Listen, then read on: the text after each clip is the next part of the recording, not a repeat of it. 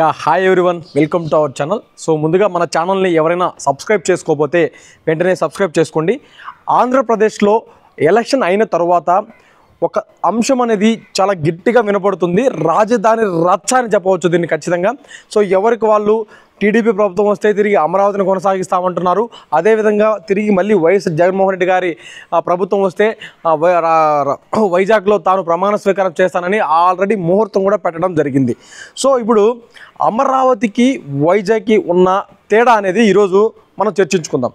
ముఖ్యంగా రాజధాని ఉండాలంటే అక్కడ కనీస వసతులు కొన్ని ఉంటేనే అక్కడ డెవలప్మెంట్ చేయడానికి కూడా వీలుంటుందని ఇది ప్రతి ఒక్కరికి తెలిసిన విషయం. సో రాజకీయాల గురించి కానీ డెవలప్మెంట్ గురించి కానీ ఐడియా ఉన్న ప్రతి ఒక్కరికి అక్కడ కనీస వసతులు కొన్ని ఉంటేనే అక్కడ అభివృద్ధి చెందుతుంది. సో ఈ విషయానికి వస్తే ఇన్ని వసతులు నగరం రాజధాని అయితే బాగుంటుంది, కానీ ఏమీ లేని దగ్గర రాజధాని పెడితే ఎలా? సో ఇది మన ల్యాండ్ ట్యాగ్లైన్.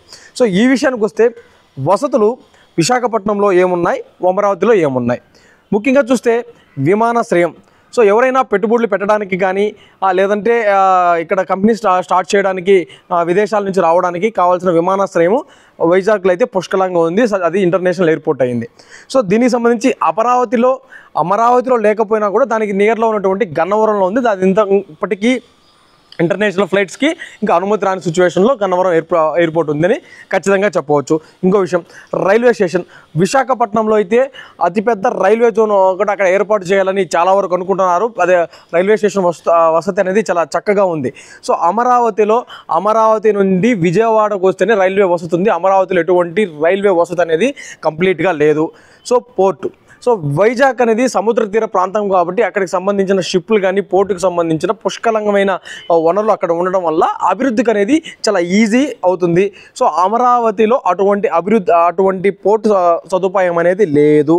మంచి రోడ్లు మన ఆంధ్రప్రదేశ్లోనే గట్టిగా చెప్తున్నా దీన్ని మాత్రం, మన ఆంధ్రప్రదేశ్లోనే రోడ్లు కానీ కొద్దిగా సిటీగా చెప్పుకోవచ్చు అంటే ఇది మన రాష్ట్రంలో వైజాగ్ మాత్రమే. సో అటువంటి వైజాగ్ అక్కడ రాజధాని పెట్టడానికి చాలా పర్ఫెక్ట్ అని ఇక్కడ చెప్తున్నారు. అదేవిధంగా అమరావతిలో అటువంటి ఇది లేదు. ఖచ్చితంగా విజయవాడని తీసుకోవాల్సి వస్తుంది. ఇది సిచ్యువేషను. దాని తర్వాత అరకు టూరిజం. సో ఒక రాష్ట్రం అభివృద్ధి చెందాలి అంటే టూరిజం కూడా దీంట్లో కీలక పాత్ర పోషిస్తుంది. సో అరకు టూరిజం ఆల్రెడీ చాలా వరకు డెవలప్ అయింది. ఎక్కడి నుంచి పక్క రాష్ట్రాలు లైక్ తెలంగాణ, తమిళనాడు, కర్ణాటక, కేరళ ఇలా కూడా చాలామంది అరకును వింటర్ సీజన్లో అరకు చాలా వరకు ఇష్టపడుతుంటారు. అక్కడ ఉన్నటువంటి లంబసింగి ప్రాంతం ఇవన్నీ కూడా ఊటీని తలపించే విధంగా అరకు అనేది ఉంటుంది. సో దీనికి నియర్లోనే విశాఖపట్నం ఉండడం వల్ల అక్కడ అభివృద్ధి అనేది టూరిజం కూడా చాలా వరకు అభివృద్ధి చెందుతుంది. సో ఇటువంటి ఫెసిలిటీ అమరావతిలో లేదు. Next cricket stadium.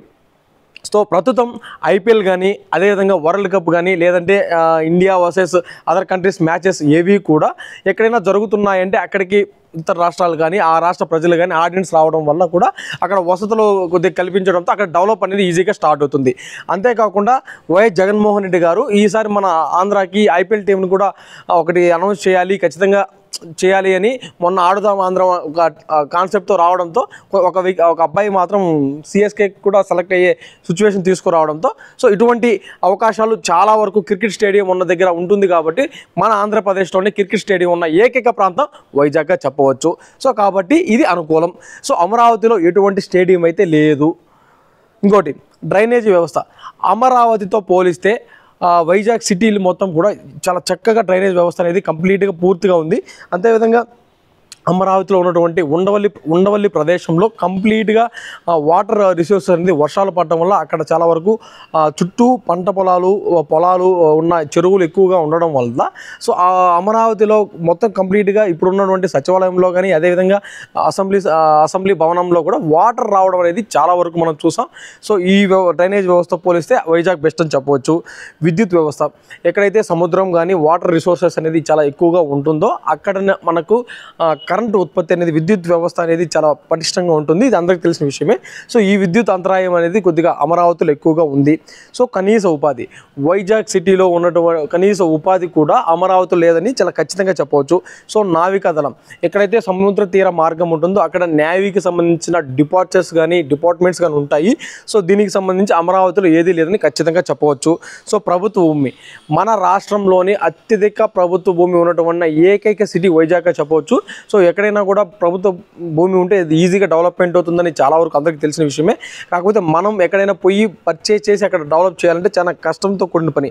సో ఇంకోటి విశ్వవిద్యాలయాలు లైక్ యూనివర్సిటీస్, ఆంధ్ర యూనివర్సిటీ కానీ చాలా ప్రైవేట్ యూనివర్సిటీస్ కానీ చాలా వరకు పుష్కలంగా ఉన్నాయి వైజాగ్లో, బెటర్ దెన్ అమరావతితో పోలిస్తే. సో ఇంకొక చిన్న విషయం చెప్పాలి అంటే ప్రతిపక్ష నేతలు వైఎస్ఆర్సీపీ అధ్యక్షుడు జగన్మోహన్ రెడ్డి మీరు కదా చాలా వరకు స్పెషల్ స్టేటస్ తీసుకురాలేదు అని చాలా వరకు విమర్శిస్తున్నారు. అది చాలా వాస్తవమైన మాట. ఎందుకంటే ఆ రోజు 2019లో స్పెషల్ స్టేటస్ ఖచ్చితంగా కేంద్రం మెడలు వంచైనా నేను తీసుకొస్తానని వైఎస్ జగన్మోహన్ రెడ్డి గారు అయితే చెప్పడం జరిగింది. కాకపోతే దానికి సంబంధించిన స్పెషల్ స్టేటస్ గురించి ఇంతవరకు ప్రభుత్వం తరపున బీజేపీ అధ్యక్షుడు నరేంద్ర మోడీ గారు ఎటువంటి అసలు దాన్ని ఉసిరి ఎత్తుకునే విషయం అయితే లేదు. కాకపోతే నేను ఈ మన ఛానల్ ద్వారా నేను అడిగే ఒకే ఒక ప్రశ్న పవన్ కళ్యాణ్ గారిని, అదేవిధంగా చంద్రబాబు నాయుడు గారిని. సో జగన్మోహన్ రెడ్డి గారు స్పెషల్ స్టేటస్ తేవడంలో ఆయన వెనుకంజ వేశాడు, అసమర్థుడని మీ మాటల్లో మీరు అనుకున్నారు.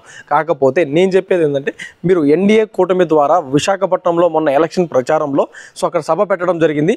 సో ఆ సభలో మీరు ఎటువంటి స్పెషల్ స్టేటస్కు సంబంధించి, అదేవిధంగా ముస్లిం రిజర్వేషన్కి సంబంధించి, అదేవిధంగా విశాఖ ఉక్కు ఫ్యాక్టరీ అక్కడి నుంచి ప్రైవేటీకరణ చేసే విషయం కూడా మీరు ఎటువంటి సందర్భంలో నరేంద్ర మోడీ గారు అక్కడ అసలు వివరణ తీసుకురాలేదు. అంటే కేవలం మీ స్వార్థపరమైన రాజకీయాల కోసమే నరేంద్ర మోడీ గారిని విశాఖపట్నం తెప్పించారు. ఇంత దూరం ఎలక్షన్ తెప్పించిన మనిషిని స్పెషల్ స్టేటస్ను మన ప్రభుత్వం ఒకవేళ ఎన్డీఏ కూటమి అధికారంలోకి వస్తే ఖచ్చితంగా స్పెషల్ స్టేటస్ ఇప్పిస్తానని చెప్పుకుంటే మీకు ఓట్లు ఎందుకు పడవు? సో నరేంద్ర మోడీ గారిని మీరు అడిగే దమ్ము మీకు లేదని మన ఛానల్ ద్వారా తెలియజేయడం జరుగుతుంది. సో అంతేకాకుండా చాలా వరకు ఇక్కడ రాజధాని వైజాగ్, అదేవిధంగా అమరావతి, అదేవిధంగా సో కర్నూలు, ఈ 3 రాజధానులు ఉంటే చాలా వరకు డెవలప్మెంట్ సాగుతుందని వైఎస్ఆర్సీపీ అధ్యక్షుడు జగన్మోహన్ రెడ్డి గారు అయితే చెప్పడం జరుగుతుంది. సో దీనికి సంబంధించి వేచి చూద్దాం. 2024లో ఏ ప్రభుత్వం అయితే వస్తుందో జగన్మోహన్ రెడ్డి గారు తిరిగి సీఎం అయితే రాజధాని వైజాగ్ ఉంటుంది, లేదు ఎన్డీఏ కూటమి వస్తే అమరావతి తిరిగి కొనసాగుతుందని అర్థమవుతుంది. మొత్తంగా చూస్తే ఈ వసతులు పుష్కలంగా ఉన్న రాజధాని వైజాగ్ అయితేనే బాగుంటుందని నా అభిప్రాయంగా నా విశ్లేషణలో కానీ నేను చాలా వరకు తెలుసుకున్నాను, చాలా వరకు విశ్లేషించాను. సో చాలా వరకు నాకు వచ్చిన డేటా ప్రకారం రాజధాని వైజాగ్ అయితేనే చాలా బెటర్గా ఉంటుందని చాలామంది చెప్పారు. సో మీ అభిప్రాయం ప్రకారం రాజధాని వైజాగ్ అయితే బాగుంటుందా, లేదంటే అమరావతి అయితే బాగుంటుందని కామెంట్ రూపంలో తెలియచేయండి. సో ఇటువంటి అప్డేట్స్ కోసం మన ఛానల్ని సబ్స్క్రైబ్ చేసుకోండి. Thank you so much.